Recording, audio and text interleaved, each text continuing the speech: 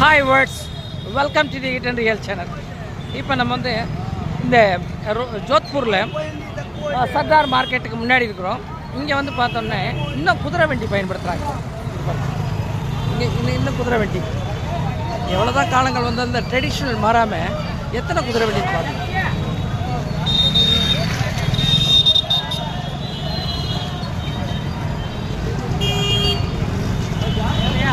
एक सवार के कितना रुपया?